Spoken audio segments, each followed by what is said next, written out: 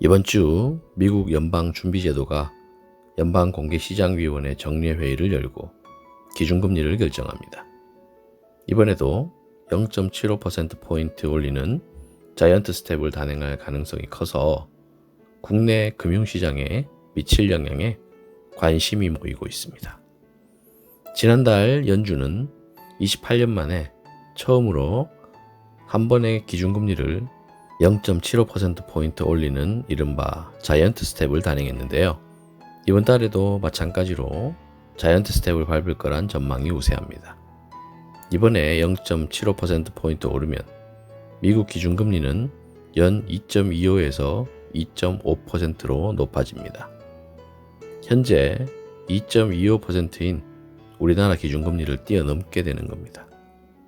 금리가 역전되면 국내에 있던 외국 자본이 유출되고 원화 가치가 하락해 물가 상승 압력이 커질 수 있다는 우려가 나옵니다.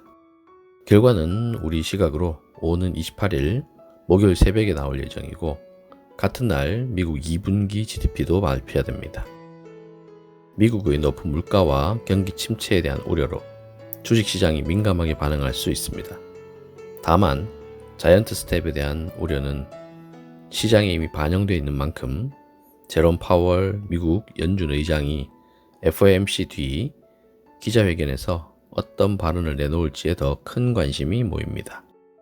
불확실성이 해소되는 측면이 있는 데다 미국 인플레이션이 정점을 지나고 있다는 기대감 속에서 연준의 긴축 강도 완화가 확인되면 코스피가 반등을 이어갈 수 있을 거란 전망도 나옵니다. 안녕하세요. 주식하는 브람스입니다. 편안한 휴일 보내고 계신지요? 모처럼 만에 주말 동안 주식 생각 안 하고 편안하게 보냈는데 월요일이 다가오니 또 준비를 해야겠죠. 코스피 지수 차트를 자세히 보면 조금이나마 차트 흐름을 볼 줄 아시는 분이면 느끼실 정도로 그림이 좋아지고 있음을 알 수 있습니다. 지수 차트 5일선이 11선, 15일선, 21선을 나란히 관통하고 우상향하고 있으며 지수 일봉 캔들이 5일선 위에 계속 머무르고 있음을 알 수 있습니다. 즉, 역배열 차트에서 단기 이평선부터 정배열로 전환하고 있는 것입니다. 이 미세한 흐름이 별것 아닌 것 같지만 이런 흐름이 나오기까진 시장 수급의 변화도 분명히 따랐던 것입니다. 가장 눈에 띄는 것은 외인 메이저 수급의 방향 전환이죠. 불과 한 달 전인 6월장만 해도 외인 메이저는 같은 기간 5조 5천억을 순매도하며 코스피 지수를 흔들어댔었는데 7월장 들어와서 같은 기간 외인 메이저는 1조 원 이상을 매수한 겁니다. 외인이 1조 원만 매수해줘도 시장이 안정을 찾는 모습이 아이러니하기까지 합니다. 반면 개인이나 기관의 매동은 지수 방향을 결정짓는 데 사실 아무 도움이 안 된다는 것을 보여주고 있습니다. 아무튼 시장을 짓누르던 여러 악재들이 불확실성 해소 국면으로 접어듦에 따라 코스피 시장의 추가 반등 흐름을 예상할 수 있는데 지수 차트상 매물벽이 첩첩산중 쌓여있는 2600에서 2700선 아래인 2550에서 2600선까지 보는 게 맞을 것 같습니다.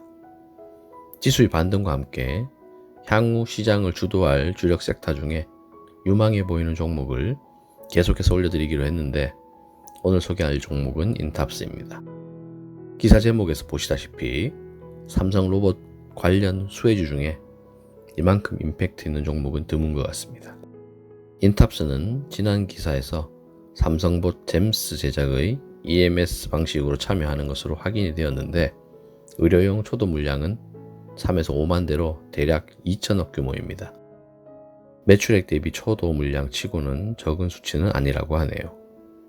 다시 말해 인탑스는 삼성전자가 요구하는 웨어러블 로봇을 위탁 제작하는 최종 단계의 기업으로 삼성전자로부터 기술력을 인정받은 핵심 협력사인 거죠. 현재 인탑스는 삼성전자의 잼스 H에 대한 글로벌 출시를 앞두고 초도 물량 생산을 위해 준비하고 있다고 하는데 삼성전자 고위 관계자의 말에 따르면 삼성전자와 인탑스의 관계는 방송으로 치자면 삼성전자가 총괄 프로듀서 책임 PD 역할이고 인탑스가 현장 제작 PD 역이라면서 출시가 임박한 만큼 삼성의 엄격한 품질 관리 아래 금형 등 본격적인 제품 생산에 박차를 가하는 것으로 안다 라고 말했는데, 이 정도면 삼성 로봇 출시 최대 수혜주 중 탑이라고 봐야 하지 않겠습니까? 근데 자료를 찾아보니 이게 끝이 아니더라고요. 미국 실리콘밸리에 있는 서비스 로봇 전문 기업 베어 로보틱스는 2년 전 소프트뱅크의 대규모 투자를 받고 북미, 일본 등에서 서빙 로봇을 공급하고 있는데, 인탑스가 베어 로보틱스의 서빙 로봇 생산을 맡고 있다고 하네요. 인탑스가 맡고 있는 베어 로보틱스의 생산 물량은 비공개지만 글로벌 시장에 공급하는 만큼 물량이 상당할 것으로 예상되겠죠. 특히 최근에는 북미 지역 임금이 상당히 크게 오르며 식당 등의 인력이 부족해지고 있어서 인력을 보조하는 서빙 로봇 수요도 크게 늘어나고 있다는데, 이젠 서비스 로봇 시장이 산업용 로봇 시장보다 점점 커지고 있다는 것입니다. 도표에 나와 있듯이 2020년에 불과 24조 원대이던 서비스 로봇 시장 규모가 2028년에는 469조 원대로 폭발적으로 늘어난다고 하니 급격히 팽창하는 블루오션이죠. 이 같은 생산 노하우를 바탕으로 인탑스는 기술은 있지만 생산 능력이 없는 기술 벤처들과 다양한 협력 사례를 만들고 있다. 신종 코로나 바이러스 감염증 사태의 진단키트 역시 인탑스가 생산을 맡았다. 국내 최대 진단키트 업체로 불리는 SD바이오센서가 개발한 키트 물량을 많을 때는 하루 수백만 개가량 생산을 맡기도 한 것으로 알려졌다. 인탑스는 SD바이오센서와 지난해부터 경북 구미 공장에서 키트를 생산하고 있다. 이 밖에 키즈폰, 심전도 패치기기 생산을 맡고 있다. 1984년부터 삼성전자 휴대폰 케이스 제조 협력사로 시작한 인탑스가 휴대폰 케이스뿐 아니라 로봇에 진단키트까지. 진단키트는 지속 가능한 사업은 아니지만 돌발 상황에 언제든 실적을 일궈낼 수 있는 전천후 기술력이 있다는 데 의미가 있는 것 같습니다. 이쯤 되면 인탑스도 정말 놓치기 아까운 팔방미인이 아닌가요? 이런 팔방미인의 실적 추정치는 걱정할 필요도 없겠죠. 2021년 매출 1조 520억에 영업이익이 876억이었는데 추정치이긴 하지만 올해는 매출 1조 3천억에 영업이익 1440억대를 예상하고 있으니 재료가치와 실적 뭐 하나 빠질 게 없죠. 그리고 차트상 흐름도 아주 좋아지고 있습니다. 1차 목표는 35,000원, 2차는 4만, 3차까지 가면 신고가인 44,300원 돌파는 충분히 가능해 보일 것으로 보입니다. 실체가 불분명한 재난주나 사기성이 다분한 무상증자주나 그런 종목들 따라다니기보단 실적이 뒷받침되며 미래 가치가 확실한 종목에서 승부를 보는 것이 맞지 않을까 싶습니다. 여러분들이 성공 투자를 기원합니다.